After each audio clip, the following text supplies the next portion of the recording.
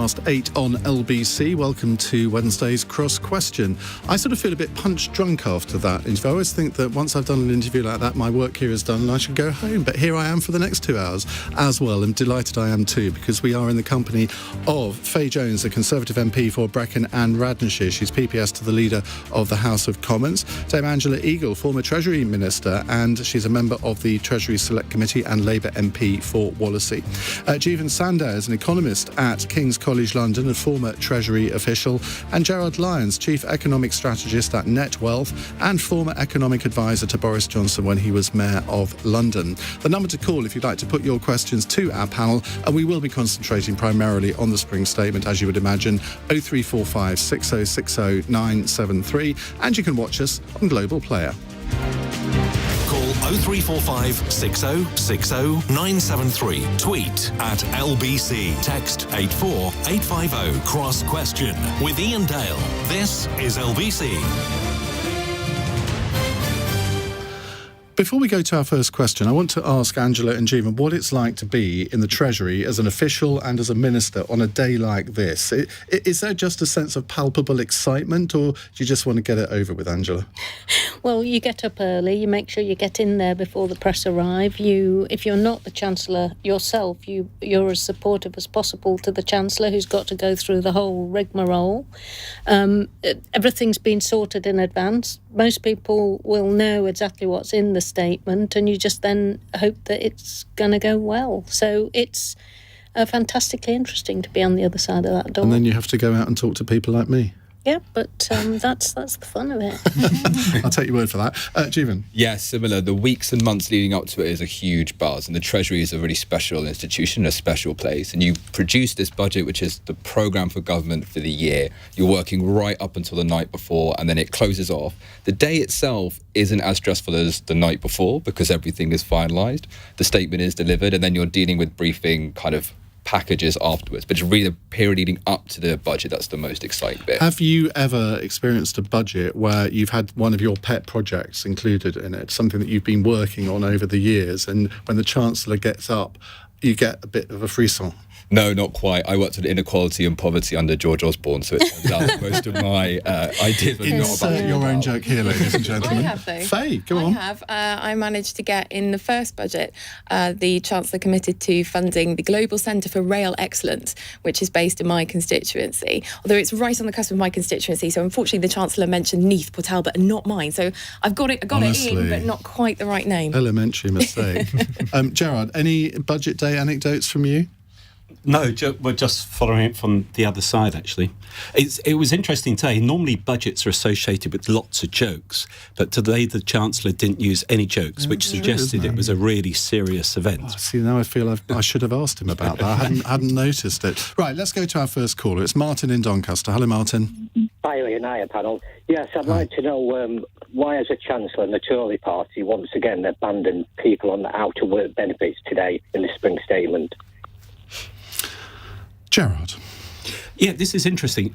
If one looks at the cost of living crisis, the cost of living crisis has three elements to it: higher inflation, the fuel increases, and then the tax increases. Today, the Chancellor, obviously, he said he couldn't do anything about the inflation side.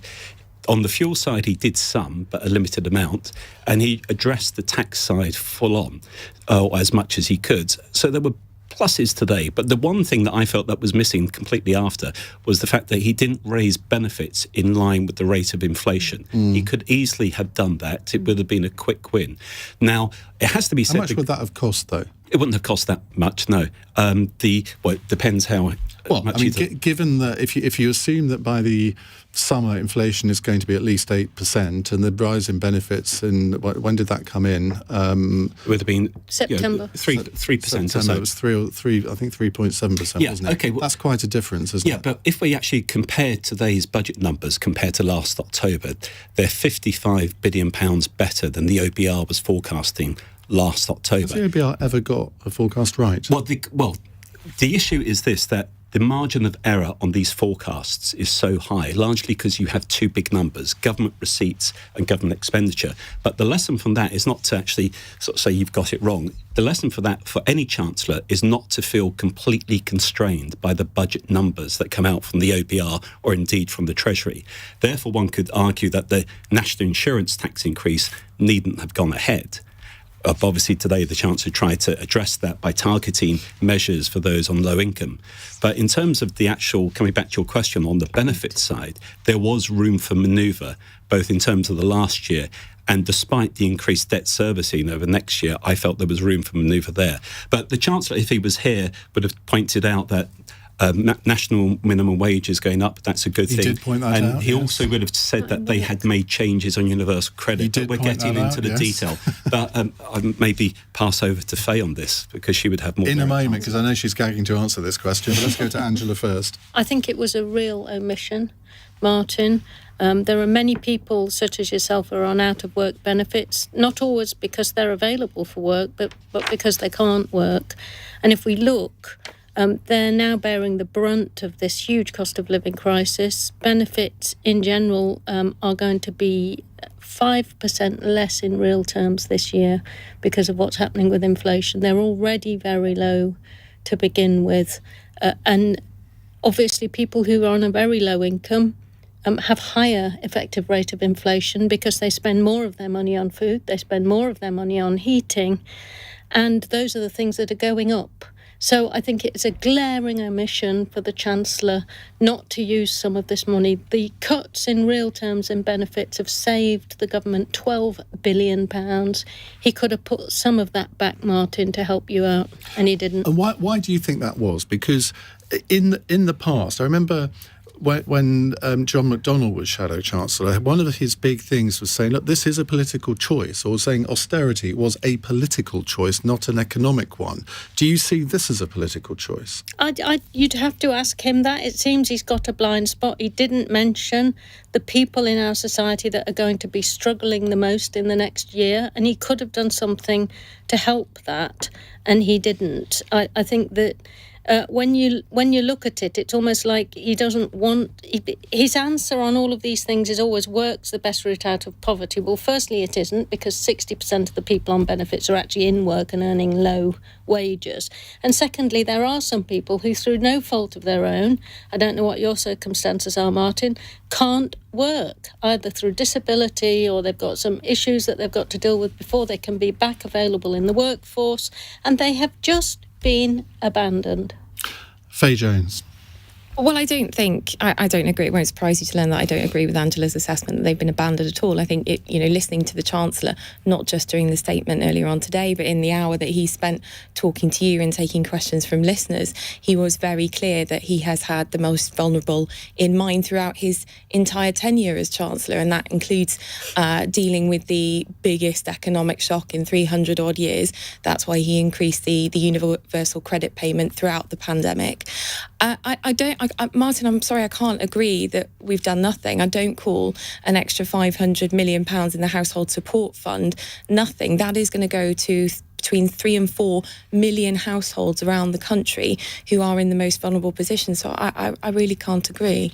Well, that's about £120 per household. That's not going to go very far, is it? But when you look at that with the other measures in terms of, bringing the universal credit taper down, which was announced at the budget last year, that's a £2 billion tax cut for 2 million families. So I think, again, that speaks to the fact that the Chancellor has had the most vulnerable in mind. But I think the other thing I would say is that he was realistic today. He was realistic about the challenges that we are facing, and that he is not in a position to make everybody's problems go away. But I do think he is looking at this from a very holistic perspective and trying to deal with the growing pressures that we're all facing from the cost of living crisis, whether that's energy or whether that's fuel. I think he is taking the most, holistic helicopter view of this as he can.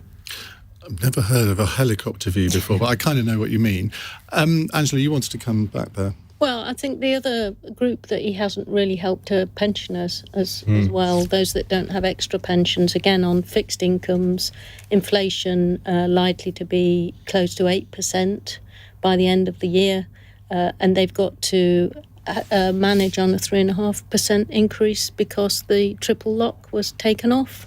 So I think there are these people that he didn't refer to at all during the statement today. And at a time like this, when we're in the most ferocious cost of living crisis since the 1950s, 2.2% fall in living standards in 1 year, the largest on record, he should have thought of them and he should have done something to help them. It was odd that he didn't really, I'm not sure he even mentioned the word benefits or pensioners in that whole statement. I mean, surely if you have, and I think we can all accept there is a cost of living crisis now. It's not, I don't think that's a political football. It's happening. So why on earth wouldn't a Chancellor of the Exchequer mention both of those groups? Well, I think he did. I think go back. I can't say if he used the right word. I can't. I was there for the entire statement, but I don't know if he used that exact word. I'll look back at Hansard. Can you remember anything but he said?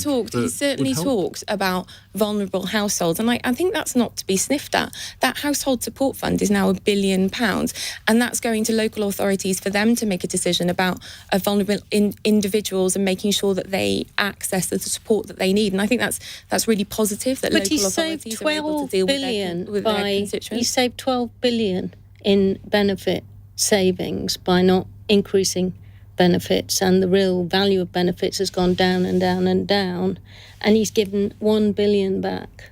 And you have to apply for it through an entirely different system. That's not the way to provide help. OK, let's go to Jeevun Sandher. Yeah, of course it was shameful. I mean, let's be clear about who suffers the most from this decision. It is the most deprived and the most vulnerable. The decision not to operate social security payments in line with inflation. It's those who cannot work. It is the severely disabled, pensioners and children. There is no way for them to make up the difference between lower social security payments and higher prices. £500 million today, but as has been mentioned, about 10 billion to operate it in line with prices. And the Chancellor today spoke a lot. He said it was tough decisions, difficult decisions. But the truth is, they're not tough for him, and they're not difficult for him, and they're not tough for people like him. The wealthiest people in this country have done incredibly well during this pandemic. The number of billionaires up by 15%, stock markets up by 25%. He has chosen not to tax them. He has chosen not to give in money to the most deprived people in this country. I do think that was shameful, and I think people at home will realise that too. We already face a hunger crisis. 1 in 7 children going hungry, and because of the Chancellor's decision today, more hungry children and more freezing pensioners. This anecdote from Richard Walker, I think his name is, the head of Iceland, saying that some food banks are turning away potatoes from places like Iceland because people don't want them because they can't afford to cook them. Yep. And I mean, I saw that. It's the same in my food banks in Wallasey. People don't have the capacity to use cookers because they can't afford it, so they can't take stuff that needs. This sounds like a sort of 1930s scenario. Okay, we've been hit by a number of shocks. Now, to give the Chancellor credit, he responded in the pandemic and the rate of unemployment fell sharply. And so, therefore, we should accept that when he feels he can provide help, he does. Now, if we look at the cost of living crisis, I think we need to break it down into 3 parts. There's the inflation component. He would argue it's outside his control. In some respects, it's a supply-side shock, but the Bank of England's been asleep at the wheel. The 2 other areas were areas that he today tried to address: the fuel increase and the tax increase. Now, on the fuel side, I would argue that he has not done enough. But then the scale of it is so incredible. The first caller to the question to the Chancellor, a lady called Hessel, was just talking about just the sheer quantum of the fuel tax increase. So I don't think we fully have seen that taken on board yet today, even though the measures announced, such as cutting fuel duty, were welcome. Then on the national insurance and the tax side, again, to reiterate the point, I feel he should have increased national insurance in the first place. But having increased it, there was a loss of political face if he reversed it or delayed it. But what he did do today, to give him credit, was that he targeted his measures for those people. I think anyone up to £40,000 probably benefits, according to what, something like that. So I think the welcome part today was the actual increasing national insurance allowance into line with income tax allowance, because that pulled a lot of people up, simplified the system. And that being said, as we've touched on, and I would agree with the comments just made, there were people who unfortunately fell through the cracks, for want of a best phrase, and I would have argued for more on the benefit side. Pensioners, you would say the Chancellor actually was criticised last year for giving too much help to pensioners. Let's not forget that. So you win some, you lose some. But there are certain groups who still need further help. I think the thing that comes out of after today is still the scale of the cost of living crisis, given the increase in fuel bills, is still something that we will have to come back and see addressed again. And the increase in fuel duty put the price of petrol back to where it was last week. Yeah. Well, And the I can Chancellor guarantee that it'll go up again by this time next week. the Chancellor did talk about how it's now incumbent on fuel retailers to make sure that Well, good luck 5p with cut that. is Good passed luck, back. good luck with that. I remember a few weeks ago, near where I live in Norfolk, a local garage had put diesel up to 199.9. It's the same. It's the same in Brecon. And that was when everywhere else it was 160 something. So I mean, I don't really have a lot of faith in those. Just before we go to a quick break, was it wrong in retrospect to abandon the triple lock last year? Because I mean, I remember thinking, well, it's perfectly logical. Inflation is sort of 3 or 4%. Why, it would be ridiculous to put pensions up by 8%. But of course, looking at it from today's perspective, Jeevun, you could easily say that was the wrong decision. Well, I think at the time it was kind of towards the right decision, but now clearly the situation has changed. And look, we face now a once-in-70-year crisis, another horseman of the apocalypse in the form of war that's leading to rising prices. When it was the horseman of the apocalypse in the form of plague, we had a huge package of support. And today, there was nothing to meet the scale of the challenge we had. And Rishi Sunak is a pretty unlucky chancellor, isn't But he? it was It's the been a wrong tough 2 decision. years for him, hasn't it? And by the way, the Tough 2 final years. horseman of the apocalypse is famine. Yeah. Oh dear. I was going to say it was the I wrong was going to decision. go to a break then. It But was I don't think I can on that horrible note. But it was the wrong decision to take away the triple lock last summer. And it was already evident then that inflation was rising and set to rise further. Now, obviously, the war in Ukraine has exacerbated the problem, but it was not as if, though, that problem was not already apparent. And therefore, coming back to your point, he should have kept it in place. But he was under pressure because younger people were suffering. And therefore, if you look at different groups, it's the relative comparison that often comes to the fore. Well, Martin, you provoked a very good discussion. Thank you very much for a good question. We'll come to more of your questions in a moment. You're listening to or watching LBC's Cross Question. You can, of course, watch us on Global Player. It's 18 minutes past 8. LBC.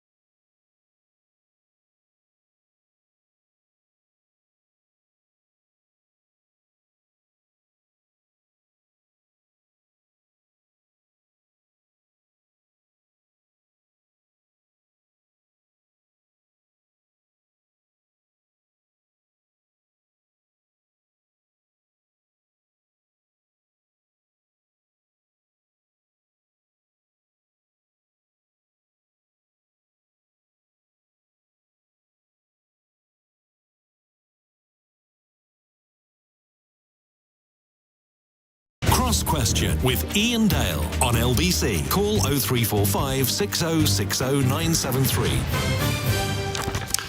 Very good evening. 8:22 is the time on LBC. We have with us Gerard, Lyons, Jeevun Sandher, Dame Angela Eagle and Faye Jones, who one day will be a dame as well. Very sure of that. Let's go to another question. It's Andrew in Woodford. Hello, Andrew. Yes, good evening. Evening. Emmanuel Macron's government has limited gas prices to an increase of 12.6% and further promised help with help after April. The UK is facing a 54% price increase in gas. They're also limiting the increase in electricity to 4%. Why on earth can't we do the same? Good question. Jeevun Sandher, explain. Well, we can do, and we can pay to subsidise goods, but as a general rule, it's not a good idea to try and mess with prices too much. It does reflect the fact that gas is more expensive, and the way you want to really deal with these things is put more income in people's pockets so they can deal with it. You know, we are facing a different reality. It is true energy prices are higher, so you want to make sure people have enough money to get through it, but also not making decisions around kind of what they're consuming that will not reflect the ways in which the world has changed. Areas with like food price controls and gas price controls tend to be poor overall. Because, Faye, in the pandemic, the Chancellor displayed that, frankly, he could do anything. You can take whatever powers you like if you really want to, but clearly he's decided not to here.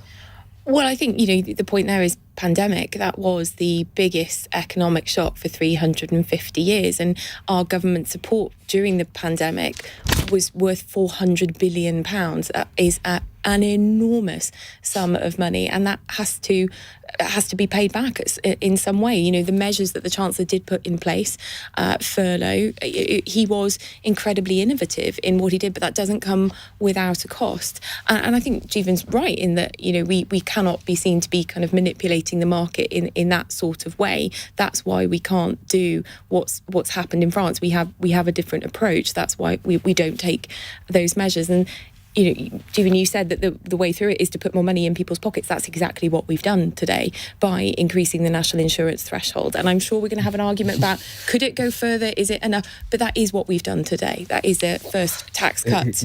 Well, in 25 years. You've increased the national insurance threshold to take back give people a bit of money back for the increase in national insurance that the But Chancellor 70% of workers today, 70% of workers today will be better off. I listened to Rishi. I listened to Rishi, but the point is he put national insurance up by 1.25%, which is 10% in real terms, what people actually pay. And then he wants plaudits for changing the thresholds a bit. Now, fine. Hang on, it's quite significant, though, isn't it? Because anybody under who's earning up to 35,000 will benefit. Is it 39? Will benefit from in this. July, not immediately. And he put them up in the first place, though, didn't he? And he made a choice. We said that he shouldn't introduce that tax at that time because it was obvious that we were going to have a cost of living crisis. He decided to tax those who employ people and those who work. He hasn't taxed at all those who make money from owning wealth or property. They have got no extra tax at all. So somebody who's renting from a landlord has to pay an increase because perhaps they're at work. The landlord doesn't get a tax increase at all. So this is an unfair tax which was levied at the wrong time because of the cost of living pressure. Now, in answer to the question on subsidising gas, we've obviously got a very different system over here. And so what the Labour Party said that we would want to do was to levy a one-off windfall tax on the unearned huge mega profits of the gas and oil companies. They've got so much cash now, they don't know what to do with it. They're doing share buybacks. They're completely drowned in cash. It's not unprecedented to have a one-off windfall tax so that you can actually then share that money out amongst the people who have to buy gas and electricity so that they can get them through this period when you've got a huge increase. And that was a possible other thing that could have been done. Gerard. Yeah, well, Andrew's question by asking about France reminds us, if we need it reminding, it's a global problem. And so everyone is trying to address it in different ways. I think part of the challenge in the UK is that we have not had an effective energy policy for some considerable time. Hence, that's left us very vulnerable. And while no one is to blame for the energy price shock, people should have been asking these questions in more detail before. We need to obviously I think the regulators have been really asleep on the job in the last absolutely, few years. completely agree with that. ruined the market. But anyway, Yes, I completely agree with you. Ruin the market, We are discouraged unanimous on investment. Renewables is clearly an answer, but at the same time, base load needs to be higher, hence the case for nuclear. The House of Lords had a great debate before Christmas. I remember watching Lord David Howe, others talking about the need to get nuclear back up. The G&B trade union, interestingly, recently has talked about the green poll tax. I'm very much in favour of the green agenda, but the point they were making was that it's about people's ability to pay. So move the green levy onto general taxation and you save £325 per year per household. So that's quite a radical step. But what the Chancellor today has done has, I think, been the right thing in terms of where he wanted to go, in terms of getting more money back into people's pockets, so to speak. And actually, unlike France and Ireland, maybe, where the fuel tax cut is for about 3 months, he's actually done it for a year. I think it has to be said that in a year's time, it's a tax that goes back up, so I think it will probably have to remain low. But highlights... the OBR say that in October, when the next price cap comes up for grabs, that energy prices might go up another 40%. And I think this is the big... Obviously, there's different scenarios depending on what happens in the war and etc. But it comes back to a key point is that when one looks at the three challenges causing the cost of living crisis, inflation, fuel, and then the taxes. Let's say for now, we can argue about the ins and outs, that the tax side has been addressed. The big challenge still is on the fuel side. And as you've touched on, that could yet hit people harder. And so that still needs to require further assistance. In a way, Jeevun, I think we're only at the very start of this. And in 6 months' time, when he's got to deliver his budget, I suspect that we will be thinking of some of the price rises that we've seen in the past few months as pretty insignificant as to what is about to hit us, not just on energy, but food prices. Minette Batters from the NFU, somebody that you know very well, was sat in that chair on Monday night and she frightened the lives out of the rest of the panel. Ukraine is the breadbasket of Europe. And we are woefully self-sufficient. We only produce 56% of our own food, and I think food production is something that we really need to look at and really consider our food security. Do you think maybe, I've got no idea, but maybe in his thinking was, well, I don't want to do it now because I need to see what the next 6 months bring along? Well, the thing is, if that was his thinking, it's the wrong thinking to have. If we look back at COVID when it first started, we had the Chancellor deliver his first fiscal statement and had to come up very quickly to kind of sort out the problems that we have. If we have price rises, you should deal with it today. It's certainly true prices are going to rise. We're feeling it already. It's only 6%. We think it's going to get up to 8 or 10%. This year is going to be incredibly difficult. But something else we didn't see today from the Chancellor, the question was about gas and energy. No long-term plan for how we're going to get to lower bills for British households. Scrapping VAT on home insulation doesn't help if you can't pay your energy bill. Yep. If you can't pay your energy bill, you definitely can't afford to insulate your home. No green homes grant at all, no replacement. We were expecting that last autumn. We still haven't had it. It's supposed to be 10,000 for low-income households, 5,000 for everybody else. We have to insulate, or rather get to net zero homes by 2030 to get to net zero by 2050, and no plan for that at all. We can keep talking about net zero, or we can actually do it, and the Chancellor really needs to do it. I think the Prime Minister is going to outline a long-term energy plan in the next couple of weeks, isn't he? I think it's been long awaited. Isn't that for generation rather than what you do with it when it goes to homes, though? From what I hear, that's all about how many nuclear power stations he wants to build. And that the other side is actually consumption, which is what has been talked about here. Well, another great question, Andrew. Thank you very much. We'll come to more of your calls in a moment. 0345 6060 973. It's 8:31 on LBC. Let's get the latest news headlines with Amelia Cox. The Chancellor has defended his decision not to scrap a rise in national insurance in his spring statement. Rishi Sunak has denied taxing jobs when it comes into force next month. He's told LBC every penny raised will legally go towards the NHS and social care. The Chancellor told MPs the amount someone can earn before contributing will also rise, though, by £3,000 in July. Money going towards the Household Support Fund will double to £1 billion, but Labour says the government isn't doing enough to help people with their energy bills. LBC weather dry and largely clear tonight. The odd shower for the far west of Scotland by dawn, a low of 2 degrees. This is LBC. Have you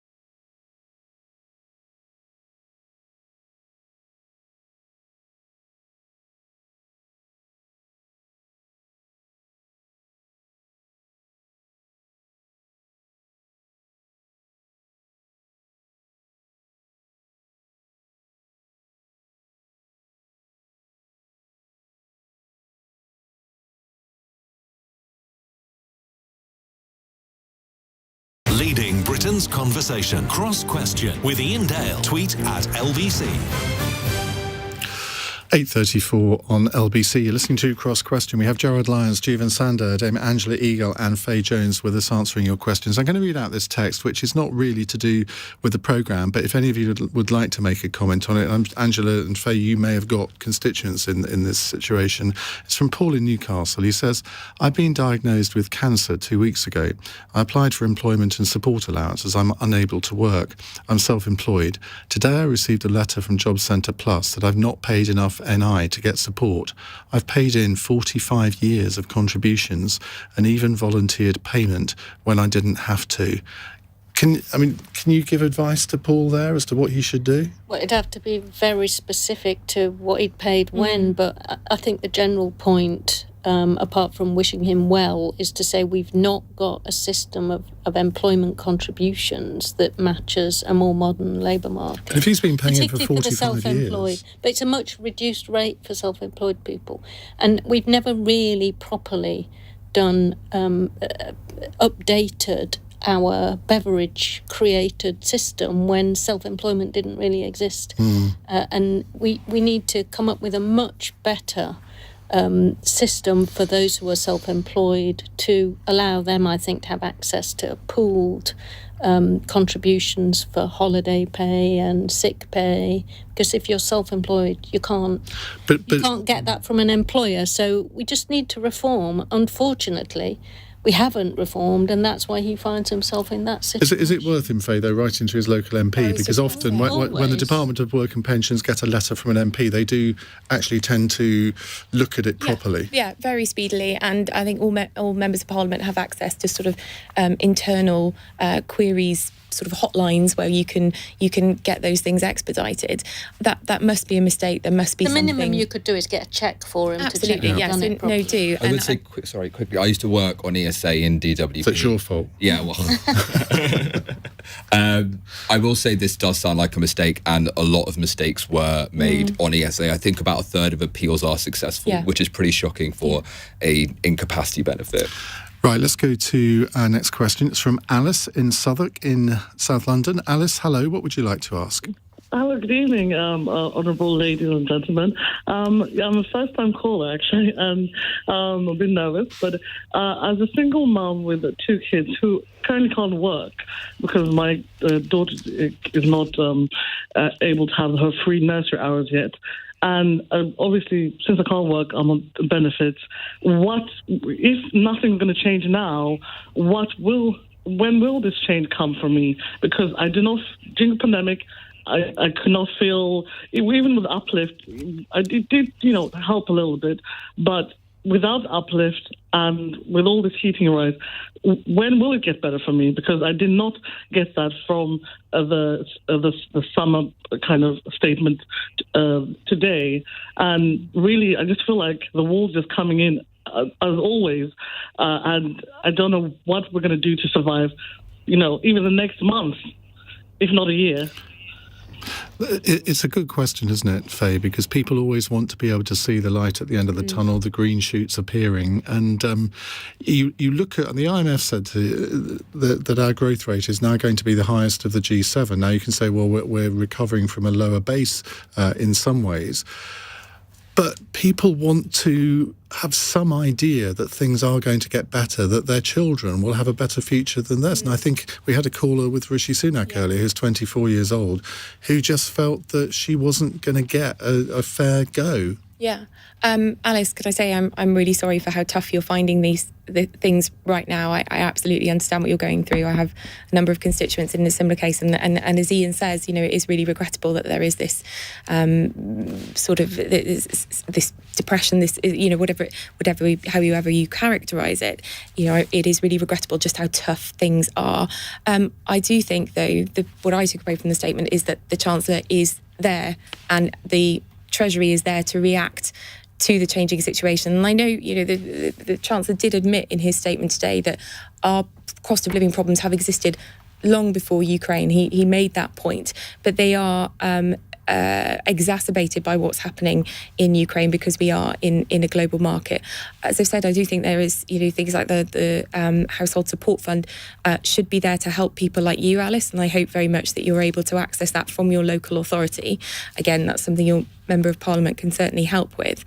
But, again, over the last 2 years, and Iain, your point earlier on was that Rishi has had a very difficult time as Chancellor. He has always been there with an innovative response. We can debate the merits or not, but he reacts as quickly as he can make the Treasury react to these situations. And I would love to see, or I'd love to be in the position to say, by September this will all be over. But he was frank about that today, that we do have some very difficult challenges.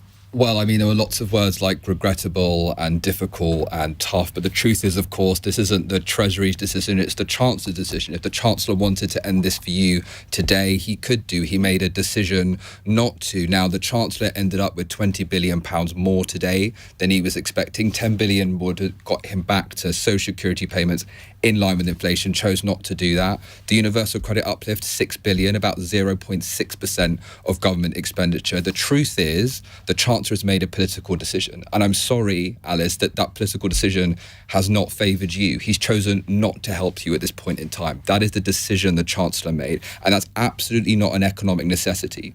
When the Chancellor wants to cut taxes, he does do so. But when he doesn't want to help you, he doesn't help you. And I am very sorry. Gerard. Yeah, well, in terms of Alice's question, it comes back to some of the points we were raising at the very beginning about whether there should have been more targeted help for certain groups.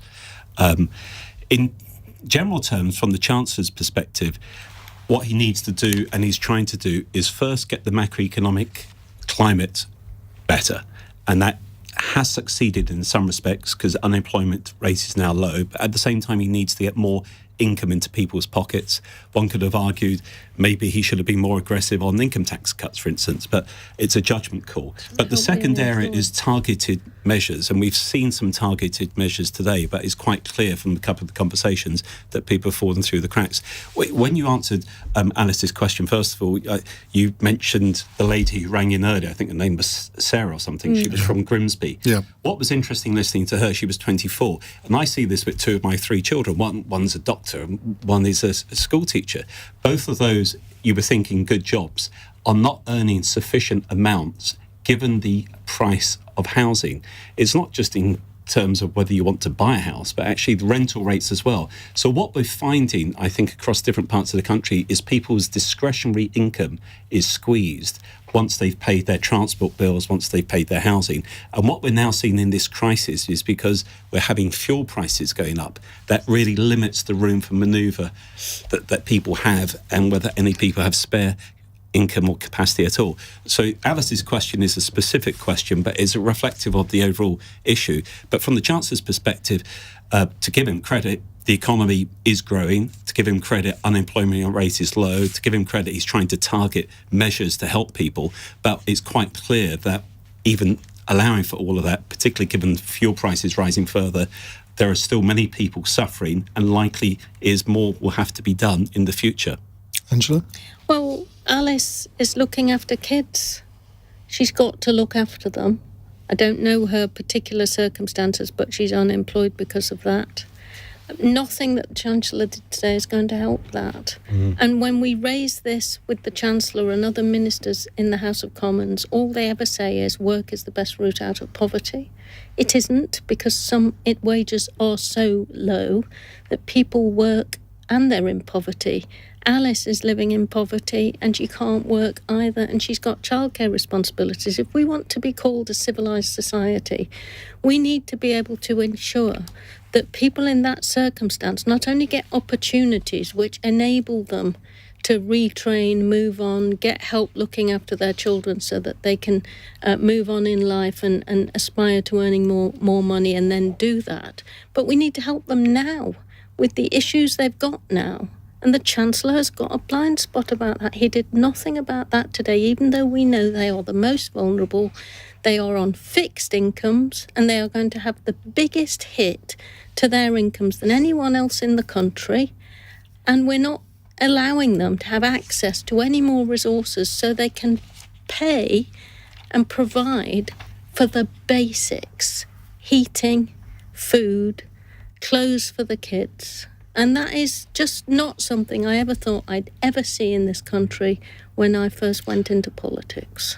I have to say, Alice, that, and this won't be any comfort to you at all, but over the past 24, 48 hours, since people have known that Rishi Sunak was going to come on the programme today, one of the most common emails or texts that I've had have been from people exactly in your situation, single mothers thinking, how do I cope with the current situation?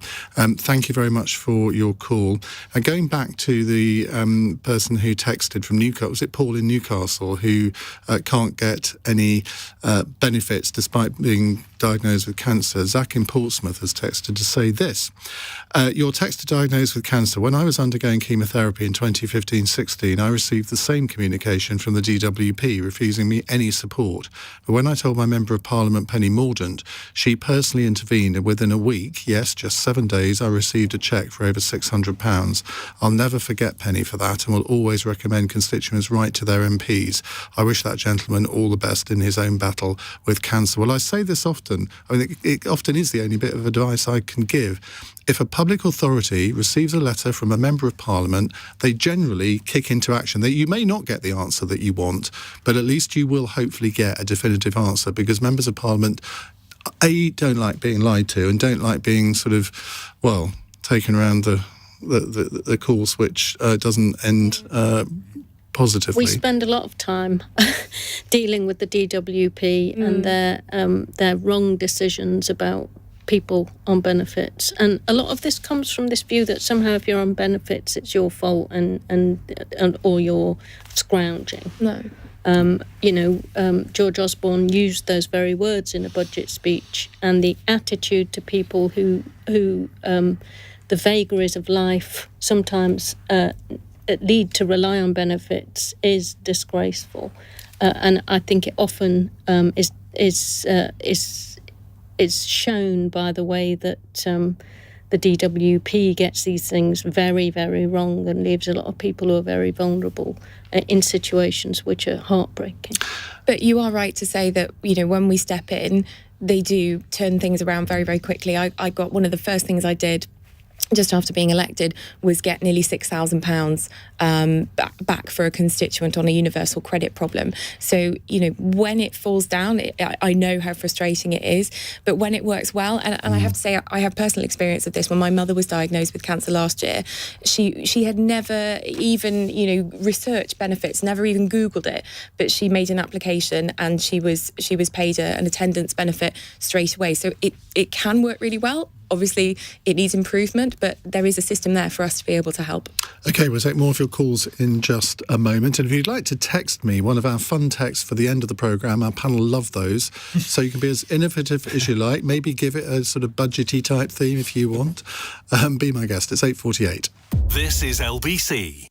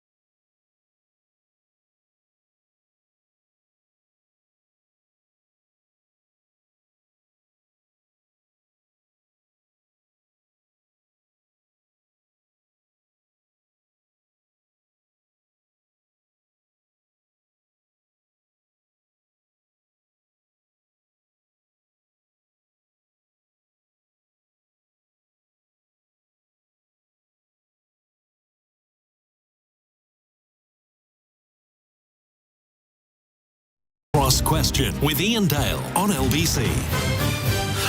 It's 8:51. Gerard, Lyons, Jeevun Sandher, Dame Angela Eagle and Faye Jones with us answering your calls. Let's go to Pauline in Watford. Hello, Pauline.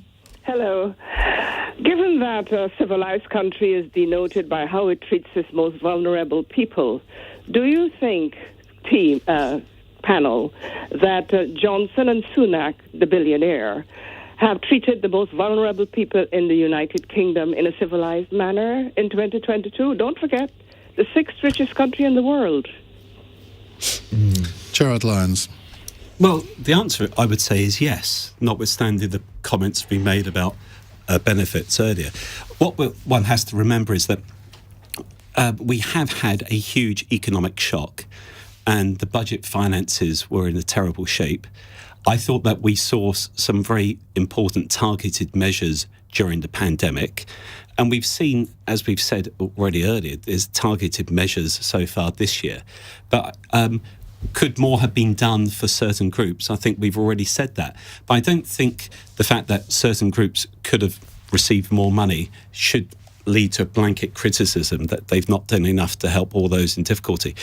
I think there is a real challenge here. If I could step back and look at it in economic terms, we have a huge budget deficit and you can do 4 things. You can borrow, you can raise taxes, you can cut spending, which happened 10 years ago, or you could grow the economy. The good thing that Johnson and Sunak have not done is austerity. They've not gone down the route that George Osborne wrongly went down. So they've gone down a combination of the other 3 areas: borrow more, raise taxes, but then he's trying to mitigate that today with some targeted changes, and grow the economy. I would be arguing, to address the question, Pauline's question, we should be trying to grow the economy more so that there's more room for manoeuvre, so that there is then more scope to actually cut That was what taxes. Ed Balls always used to argue, didn't he? It is true, but we don't And want what to... Rachel Reeves argued today and has been arguing in the run-up to this spring statement. In fact, Rachel Reeves, in her comments, she did make the key point that it's linking, she didn't necessarily use these words, but is linking growth to the budget figures. You need to grow the economy to get the budget finances under shape. So coming back directly to Pauline's question, we've not gone down the route of austerity, so I think it's unfair to say that they've sacrificed the most vulnerable, but there are, as we've touched on, certain groups who we feel should... Well, this is a bit austerity light, though, isn't it? Austerity light? I would say we have. No, I don't think so. I would say if you look at the spring statement, because the spending review last year was all done in cash terms. What's happened now with the very high rates of inflation is that if you look at the spending settlements that were set out last October, which were increases, they've now gone down in actual real value, and that implies cuts in departmental spending, and it certainly implies, for example, a fall in real wages for public sector workers who got us through the pandemic. We haven't had a pay rise for all workers, for them. Yes, of course. There's right. the spending, the squeeze in cost of living is a real terms pay cut for all, but for the public sector is likely to be nothing at all, if not real terms huge cuts. So I think that is actually austerity light on top of a decade of austerity, which has destroyed a lot of the capacity of our state and the country to do things properly, to enforce the law, to pursue the law against fraudsters. For example, if Rishi Sunak hadn't have spent nearly £12 billion of the bounce back loans and the COVID recovery on fraud and allowed fraudsters to take it away, we wouldn't have needed the national insurance increase, or benefits could have been uprated to help the most vulnerable, and with that cost now. Short answers from 2 of you, please, and we can fit in one more question. Faye. Well, listening to Pauline's original question there was fairly loaded. I'm not sure I'm going to be able to say anything that would maybe make her happy. But I do point again to the way in which the Chancellor has behaved over the last 2 years. You know, his response during the pandemic was prioritising the most vulnerable, furlough protected, millions of jobs across the country, 11,000 jobs in my own constituency. That increase in universal credit was directly benefiting those on the lowest income. incomes. And again, today, I don't think we should be sniffing at £1 billion of a household support fund that is there to protect 4 million households who need it most. And, the increase in the national insurance threshold is a tax cut for 70% of workers. So I'm sorry, Pauline, we don't see eye to eye on that one. Jeevun? Well, the truth is that, of course, the Chancellor doesn't look after the most vulnerable, and I would agree a civilised country does make sure you feed your kids. I think the first priority in politics, once you've defended your border, is feeding the children. I think to live in a country where children are going hungry is shocking and abhorrent. The other thing I would add is this: a civilised country is also one that looks after its young, and that's something this Chancellor hasn't done. A graduate earning 30 grand has a tax rate on marginal one of 42.25%, 20% on income tax, 13.25% on national insurance, and 9% on student loan repayments. And today, one thing we haven't spoken about is the tax rise for graduates, new graduates, around £200 because he's lowering the student loan repayment threshold. So he's spoken a lot today about that. That wasn't announced today. That was some time ago, wasn't it? So yeah, that was inside the policy costing. You talk about young people. You talk about young people without recognising 125,000 apprentices that were employed as a result of this government's intervention last year. I mean, that's great for them, but it doesn't help my friends who are having to pay 42.25%. It doesn't help my friends who can't buy houses. And I tell you what, that's the reason why in this country the birth rate has plummeted by almost 15% over the past 5 years, because we literally can't afford to put down roots, buy houses and have children. It's gone down by 15%. By 15% since 2016. 100,000 fewer babies born last year than we were expecting. I think the fertility rate might have just gone up. But I think the point is a valid one. Look, the tax take is too high. And in fact, we had the tax take is probably at its highest rate as proportion of GDP since late 40s. Yep. And what one sees in many other countries is the best way to get growth going is by reducing taxes. And that's a fundamental issue here.